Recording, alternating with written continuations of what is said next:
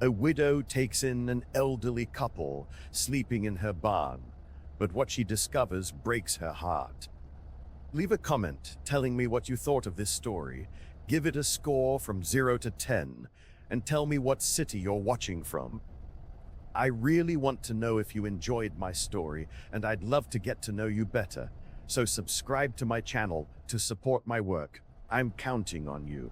The smell of wet straw wasn't what I expected to find when I went to close the barn that night.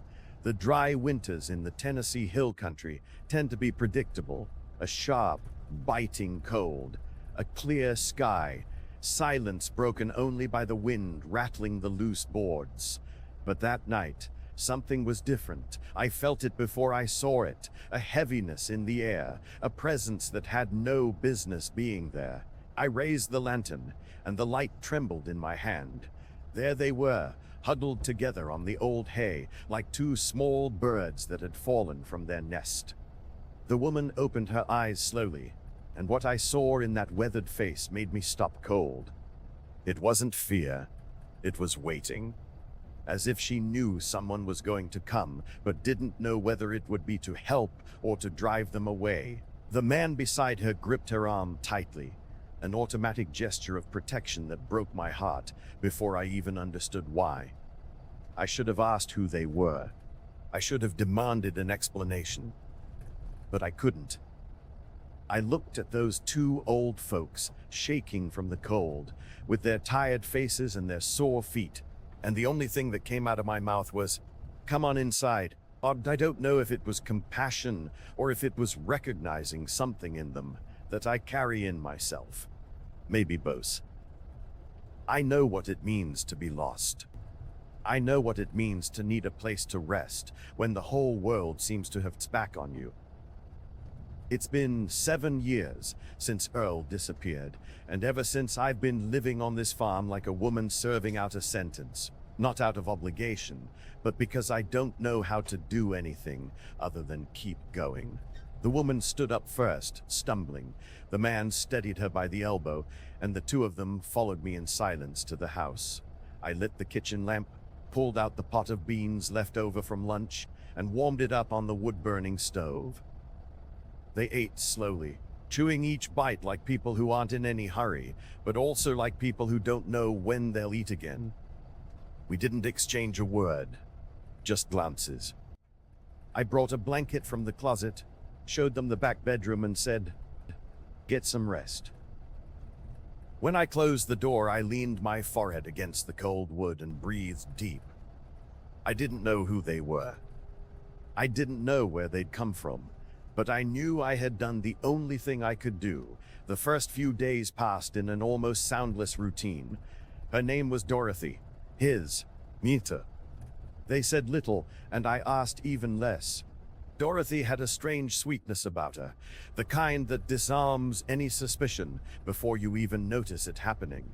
She woke up early, swept the porch without being asked, hummed softly while she washed the dishes. Walter was quieter. He chose every word carefully, like someone who knows that talking too much can be dangerous. He avoided my gaze whenever I mentioned anything about the area, about the road, about how they'd ended up here. I didn't push. I'd learned over the years that some secrets only reveal themselves in their own time. Dorothy looked at me in a way that unsettled me and warmed me at the same time. It was a maternal look, full of care, as if she were trying to protect me from something I couldn't see for myself. Sometimes, when I stood at the window staring out at the rocky hills beyond, she would come and stand beside me. She'd say nothing, just stand there. And I realized that quiet presence was the closest thing to companionship I had felt in years. In the second week, I went to fetch the old ladder from the barn. I needed to fix the gutter that had been bent by the wind. I was moving some boards in the corner when something fell to the ground with a dull clank. A rusty keychain. I picked it up carefully, wiped the dust off on my shirt, and looked at the emblem stamped into the metal. Clarksville. My heart sped up before I could understand why. Earl had a cousin in Clarksville. He never talked about it. In fact, Earl said very little about a lot of things. But I remembered that name because once, on a stormy night, he had muttered something about a debt that had never been settled. I asked him what he meant, and he just shook his head. "Leave it alone, Gabby. Some things are better left alone." I carried the keychain inside and set it on the kitchen shelf. I said nothing to Dorothy and Walter, but I felt the weight of it all day, like I'd found a piece of a puzzle I didn't even know I was putting together. It was Nancy who brought the first shadow. She showed up one afternoon with a basket of eggs, the way she did from time to time. Nancy is the kind of woman who can't sit still. She talks a blue streak, makes up half of what she tells you, but she has a nose for trouble like nobody I've ever known. When she saw Dorothy and Walter sitting on the porch, her smile froze. She went rigid. Her eyes darted from one to the other, quick, like someone confirming a suspicion.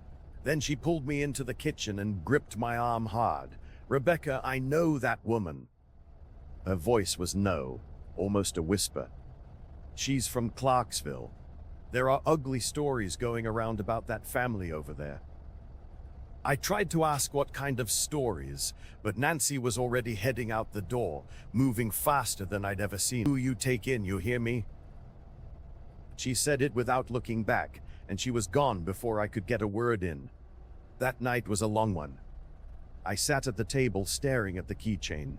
Outside, the wind made the old hills moan. The rocky ground crackled under the gusts. I knew I ought to ask. I knew I had every right to know who was sleeping under my roof. But something was holding me back. Maybe it was fear. Maybe it was the feeling that if I asked, I would discover something I could never again pretend not to know. Dorothy appeared in the kitchen doorway wrapped in an old shawl. "Can't sleep?" she asked in that gentle voice of hers. I shook my head. She sat down on the other side of the table, slowly, and stayed there with me in silence. She offered no explanations. She didn't try to justify anything. She just stayed, and somehow in that moment that was enough. But I knew the silence wasn't going to last forever. The next morning, Walter was restless. He paced back and forth across the yard, watching the dirt road as if he were waiting for someone. I asked if everything was all right, and he just nodded. But I saw it. I saw the fear in his eyes, and for the first time since they had arrived, I was certain they weren't here just because they needed shelter. They were running, and whoever was after them was going to come. The photograph slipped out of Dorothy's bag when I tried to mend the strap that had torn. I wasn't snooping, I swear I wasn't. The bag was sitting open on the porch chair, and when I picked it up to bring it to her, the inner lining gave way, and everything spilled onto the floor. Coins, a folded handkerchief, a wooden rosary, and the photo. I picked it up slowly, the way you pick up something that might burn you. It was old, worn at the edges, with that yellowed color of something kept for decades. There was a young man smiling in the center, standing in a yard I didn't recognize. Beside him, another man I had never seen, but the first one I recognized. I recognized him before I even wanted to believe it. It was Earl. I turned the photo over with trembling hands. On the back, in small, careful handwriting, it read, "Clarksville, 1987, before everything." My legs gave out. I sat down on the porch floor and stayed there, holding that photo as if it would vanish if I let go. My chest tightened, my breath went short. Earl, young, in a place he had never taken me, with people he had never mentioned. And that phrase, before everything. Before what? Before me? Before he vanished? When Dorothy appeared in the doorway and saw the look on my face, hers changed in an instant. The sweetness disappeared. In its place came something hard. Fear, maybe. Or guilt. "You knew who I was from the very beginning." It wasn't a question. It was a statement. She stood still, her lips trembling. A tear rolled slowly down her wrinkled face. But before she could open her mouth, Walter came rushing into the room. His voice came out firm, almost sharp, a tone I had never heard from him before. "It's not the time. Not yet." I looked at him, and what I saw frightened me. It wasn't arrogance, it was pure dread, as if telling the truth at that very moment could bring something worse than silence. I wanted to shout. I wanted to grab them both and demand answers, but something in his voice made me pull back. There was more. There was something dangerous hidden inside all of this, and I needed to understand what it was before I opened my mouth. I handed the photo back to Dorothy without a word. She took it carefully, the way you receive back something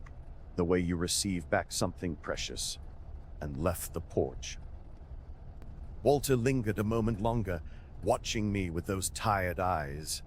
"I ask your forgiveness," he said quietly, "but you need to trust me just a little while longer." And he left too. I stood alone on the porch, looking out at the rocky hills beyond the fence. The sun was going down, painting the sky orange and red. Beautiful. But I couldn't feel any beauty in it. Only a hollow emptiness in my chest and the certainty that my life was about to be turned upside down. It was Tommy who brought the trouble, even without knowing it. He was a good kid. He worked on the farm from time to time, helped with whatever needed doing. I treated him almost like a son because he had no one except his older brother, Danny. Tommy was young, with dreams too big for a small town, and sometimes he took jobs he shouldn't have just to save up money. He didn't know he was doing something serious when he mentioned at a bar table over in Hartsville that Miss Rebecca was sheltering a couple who had come from Clarksville. He didn't know there were people paying good money for information like that. He didn't know that a man named Mitchell was looking for Dorothy and Walter the way you look for an unpaid debt. 2 days later, Daisy got spooked. I was in the kitchen when I heard the whinny. I ran outside and saw the old mare galloping across the field, out of control, her eyes wide with terror. There were 2 men near the fence. They weren't from the area. They wore city clothes, the look of men who had no business on that rocky land. When they saw me, they backed away slowly, climbed into a dark pickup truck, and drove off down the dirt road. Daisy had stumbled on the rocks. Her front leg was swollen, bleeding a little. I knelt down beside her, running my hand along her sweaty neck, trying to calm her. "Easy, girl. Easy now." But my voice came out shaky. I knew what it meant. They knew the couple was here, and they were coming back. Dorothy appeared by my side without a word. She stayed there all night, sitting on the ground with me while I tended to the mare. She offered no hollow words of comfort, just her presence. And somehow, in that cold, silent night before dawn, that was enough to keep me from falling apart. But when the sun came up, I knew I needed answers, and this time I wasn't going to accept any more silence.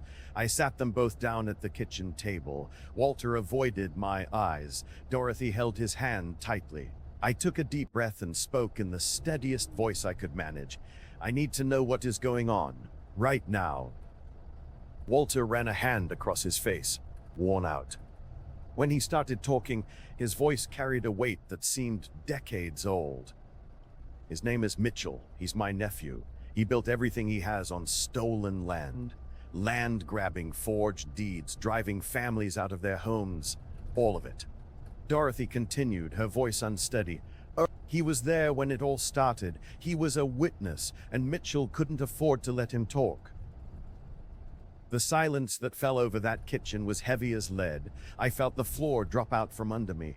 Earl hadn't disappeared by accident. He had been taken, and these 2 people sitting across from me had known that from the very beginning. "You knew." My voice came out hoarse. "You knew who I was. You knew what happened to my husband, and you still came to my house." Dorothy let out a sob. "We had nowhere to go. Mitchell has been after us for months. We have proof, documents he spent his whole life trying to bury. And when we found out who you were, I thought..." She stopped, her voice fading. "I thought maybe you deserved to know the truth." I stood up from the chair, not out of anger, but because if I stayed sitting, I was going to fall apart. I walked to the window, looked out at the hills beyond. And what does Mitchell want from you? For us to disappear. Walter said it with a frightening simplicity. For the truth to never see the light of day. He doesn't need to kill us. He just needs nobody to believe us. I turned to face them both. And you think he's going to stop just because you're hiding out here? Dorothy shook her head slowly. No, he won't stop. And it was in that moment that I understood the size of the hole I had fallen into by opening the barn door that night. Danny showed up the next day with his hat in his hand and his head bowed. He is Tommy's brother, a man of his word, someone I had always trusted. But when he opened his mouth, I felt my heart sink. Rebecca, I need to tell you something. Tommy, he mentioned the couple at a bar. He didn't know people were paying to the bar. He didn't know people were paying to find out that kind of thing. He took some money, not much, but enough that he figured he wasn't doing anything wrong. I looked at Danny, at the weight in his expression, and felt something break inside me. It wasn't anger, it was exhaustion. They know the couple is here then.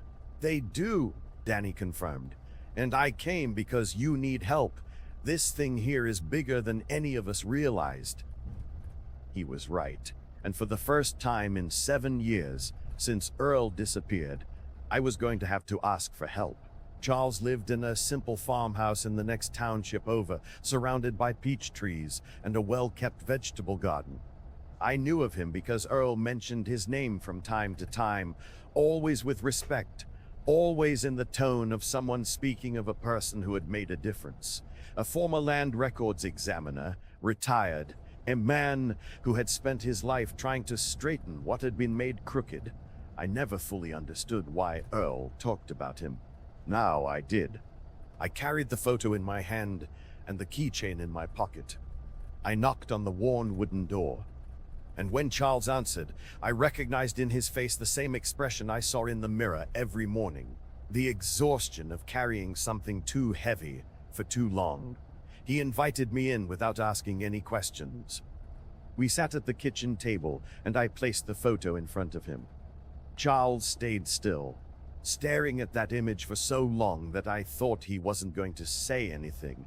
But when he opened his mouth, his voice came out low, careful. I know this case. I needed a witness who never came forward. I didn't know Earl had a family. A chill ran up my spine. You knew what happened to him? Charles shook his head slowly. No, but I knew he was involved. He had seen things in Clarksville that could bring down powerful people. When he disappeared, I tried to open an investigation. I knocked on every door I could find. But Mitchell had allies everywhere. I couldn't get anywhere. And a colleague of mine who pushed too hard lost everything. His career, his reputation, almost his life. He paused, staring at his own hands. I carried that like an open wound. The feeling that I had abandoned a man who had trusted me. I took the keychain from my pocket and set it beside the photo. They're at my place. Dorothy and Walter, they have documents, proof, and Mitchell is coming after them. Charles raised his eyes to me. There was something in that look I couldn't quite read. Fear, maybe, or hope. If you're bringing this to me, it's because you need help. I do, I admitted, and feeling those words come out was like setting down a burden I had been carrying alone for far too long. I don't know what to do. I don't know how to protect them, and I don't know if I even want to protect people who lied to me from the very beginning. Charles was quiet for a while. Then he got up, went to an old cabinet, and came back with a folder thick with yellowed papers. 30 years ago, I made a promise to myself that if the truth about Clarksville ever came to me with hard evidence, I would not back down, no matter the cost. He opened the folder, revealing old documents, land maps, handwritten notes. But I hesitated once, and a good man paid for it. I am not going to hesitate again. I felt something loosen in my chest. I was no longer alone. I drove back to the farm late in the afternoon, with Charles's promise that he would study the case and figure out what could be done. But when I turned onto the dirt road leading to the property, I saw a black pickup truck parked in front of the gate. My heart hammered.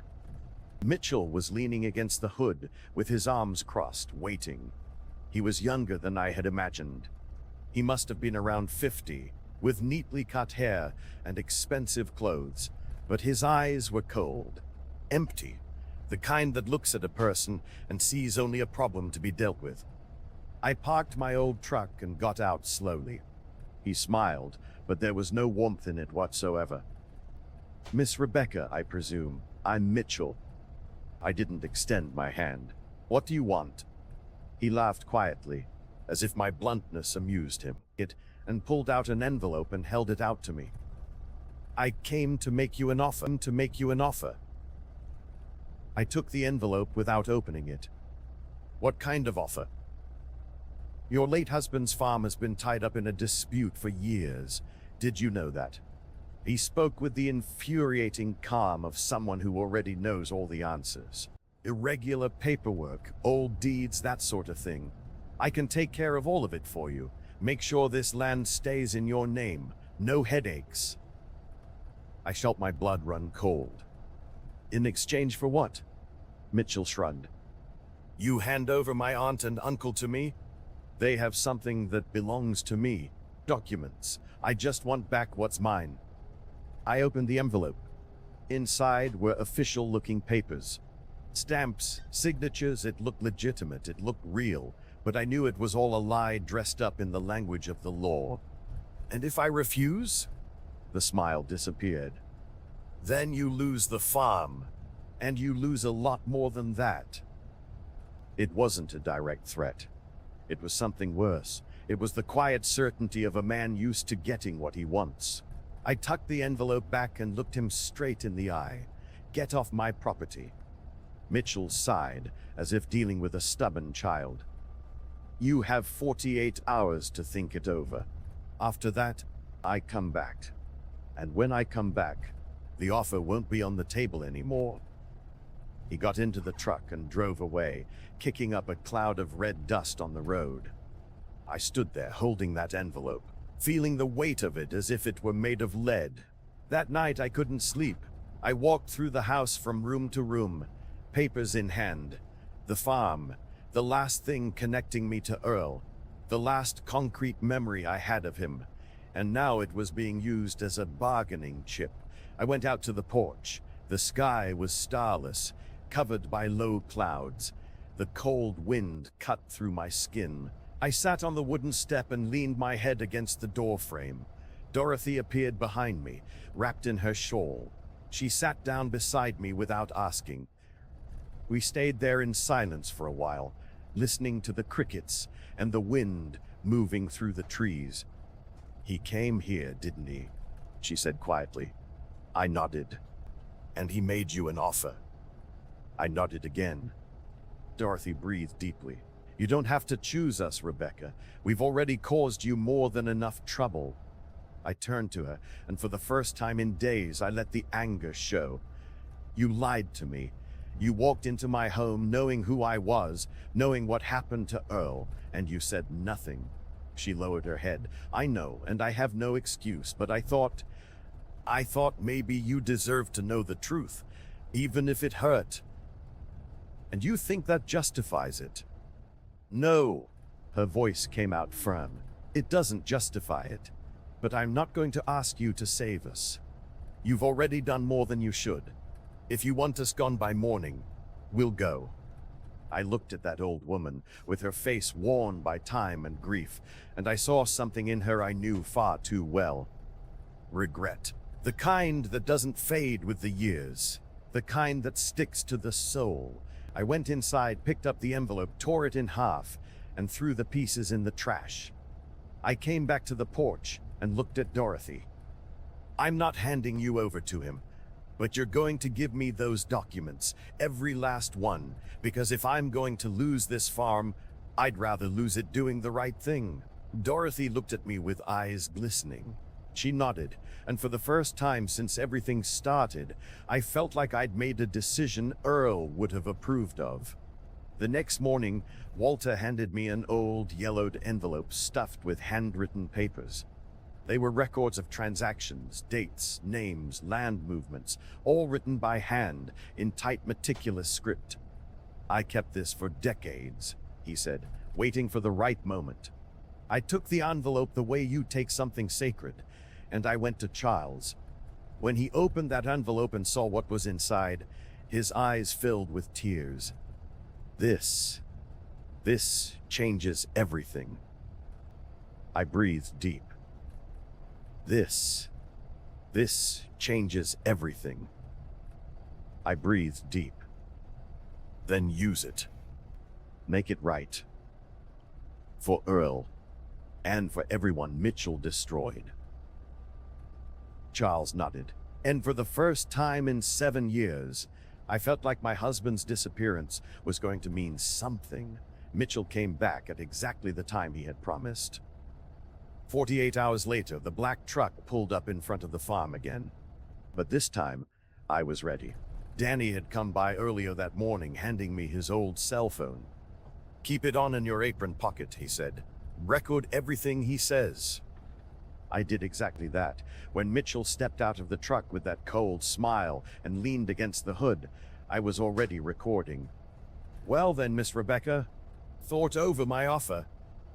I crossed my arms and looked him straight in the eye. "I have, and the answer is no." His smile faded. "That's foolish. You're throwing away the only chance you have to keep what's yours. Nothing here is mine if I have to betray people to keep it," I answered, and my voice came out steadier than I expected. "You can go ahead and leave now." Mitchell took a step toward me. It wasn't threatening exactly, but it had weight. "You don't know who you're dealing with. I built everything I have with my own 2 hands, and I'm not about to let 2 old folks tear it all down. You built it on theft and lies, and you know it." He laughed, not with mockery, with the ease of someone who simply doesn't care. "This is the countryside, Miss Rebecca. Everybody out here did making my husband disappear." The words came out before I could think, and when they did, the silence that followed was so heavy that even the wind seemed to stop. "Mitchell, look, your husband got mixed up in things he had no business being in. That's not on me." That was enough. The recording had caught everything. He got into the truck and drove off, but before he cleared the gate, he rolled down the window and shouted, "You're going to regret this." I waited for the dust to settle. I took the phone out of my pocket, stopped the recording, and brought it to Charles that very same afternoon. The process was slow. Everything involving justice is. Charles took the documents to a trusted state prosecutor in Nashville. The recording was submitted as evidence. Walter's handwritten records were examined and confirmed as authentic. Slowly, the web Mitchell had built in Clarksville began to unravel. In the meantime, life on the farm went on. Dorothy helped in the kitchen. Walter fixed the back fence. They didn't say much about what was coming, but I could see in their eyes a mixture of hope and fear. Hope that maybe finally they could rest. Fear that Mitchell would find some way to wriggle free of it all. I was afraid too, but it was a different kind of fear. It was the fear of learning truths about Earl that I had spent 7 years avoiding. Because the more I understood about Clarksville, the more I realized that my husband had been courageous in a way I had never imagined, and that his courage had cost him his life. One evening, sitting with Dorothy on the porch, I asked what I hadn't had the nerve to ask before. "Did he suffer?" Dorothy was quiet for a long time. When she answered, her voice was low, heavy. "I don't know. I wasn't there. But I know he didn't give up. Walter told me Earl tried until the very last moment to do the right thing, and that has to count for something." I nodded slowly. It wasn't the answer I wanted, but it was the one I had. 3 months later, The verdict came down. Mitchell was convicted of document fraud, land grabbing, and criminal conspiracy. The fortune he had built was seized. The properties were returned to the families that had been driven off them decades before. And Earl's farm, my farm, was confirmed as mine by right. Charles came to tell me in person. He sat in the same kitchen chair where Dorothy and Walter had sat months before and placed the papers on the table. It's done. I looked at those documents and felt a relief so enormous it almost hurt. The one who deserves thanks is you. If you hadn't taken that couple in, none of this would have happened. But I knew that wasn't quite right. If Earl hadn't been the man he was, if he hadn't had the courage to see what was wrong and try to do something about it, none of it would have started. He had planted the seed. I had only watered it. Dorothy and Walter left on a morning of weak winter sun. They had a daughter up in the northern part of the state who hadn't known where her parents were for months. Charles had helped make contact, and now they could finally go home. I drove them to the bus station in Hartsville. The bus was late, as always. We sat on the worn wooden bench in silence. There wasn't much left to say. Everything had already been said. When the bus arrived, Dorothy hugged me tight.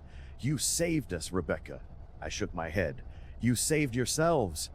I just opened the door." She held my face in her old, rough hands. "He loved you very much." That was never a lie. I felt the tears come, and I didn't try to hold them back. I let them soul.